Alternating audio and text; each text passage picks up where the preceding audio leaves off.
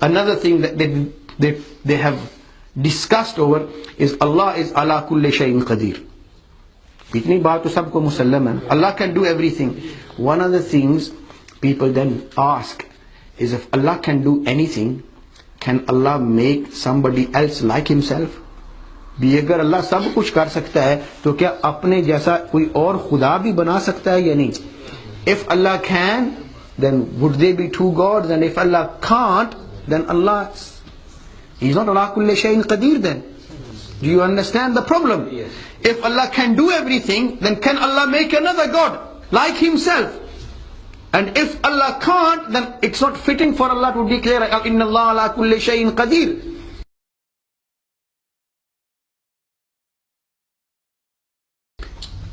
If Allah so wants, Allah can do anything, but Allah won't make another God like Himself. It's not fitting for Allah.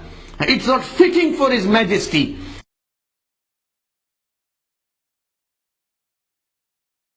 Similarly, people used to say, can Allah lie? Speech for Allah, lying or telling the truth is a part of one's speech. Samajh aa rahi? You understand what I'm saying? When people speak, who's going to tell the truth or lie? Someone who can speak. Now Allah's speech is haqq. We believe that Allah speaks. What is Quran? Quran is kalamullah, speech of Allah. So speech of Allah is haqq. So if Allah is going to speak and Allah can do whatever Allah wants, and Allah can deal with people as Allah wants and do whatever, is Allah free to lie then? And if Allah can't, can Allah do everything? Now, so the possibilities, but Allah never lies.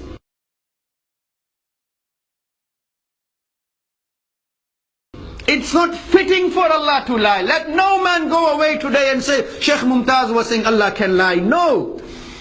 What I'm saying is Allah does not lie. Maulana Rashid Ahmad Gangohi rahimahullah in his Fatawa Rashidiyah has clearly specified anyone who says Allah lies is a kafir. If lying is not fitting for Allah, Allah is subhanallah, Allah is glorious. But the option is there for Allah subhanahu wa ta'ala. But Allah is, because He is haqq, He will never take that option. He will always speak what is haqq.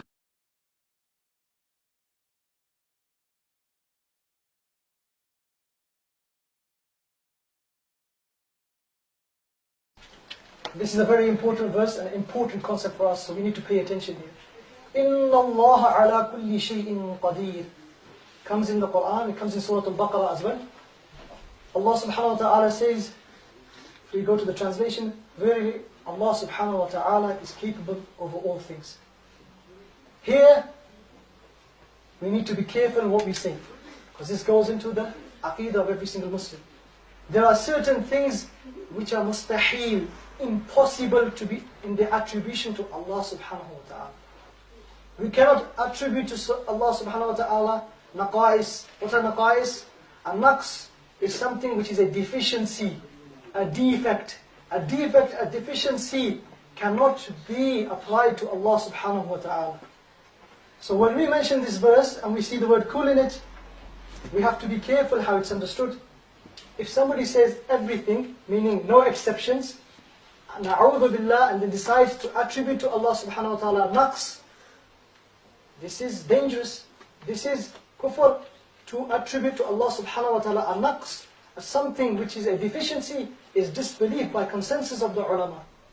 Here we need to be careful that in the word kul here, we have to take out the deficiencies, those things which cannot be attributed to Allah subhanahu wa ta'ala. For example, we cannot say, na'udhu billah, Allah subhanahu wa ta'ala is capable of lying.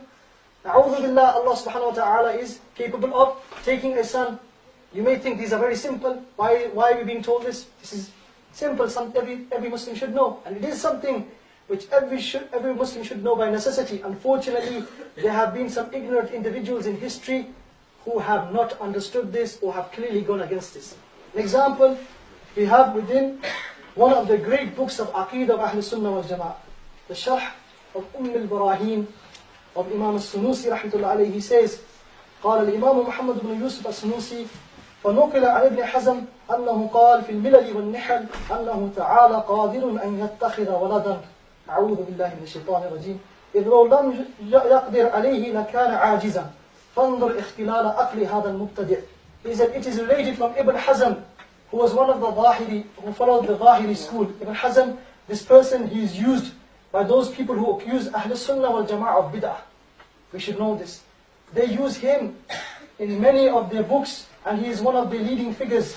He is from maybe the 5th or the 6th century, and he is from the Zahiri school, and then he left the Zahiri school, and it is not a school of the Ahl Sunnah anyway.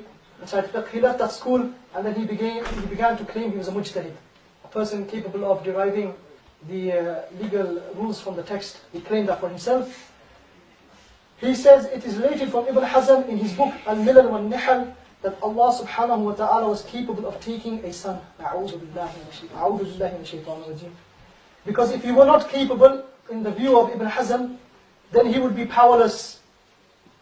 And he says, Al-Imam Muhammad bin Yusuf al-Sunusi, look at the mental derangement of this innovator.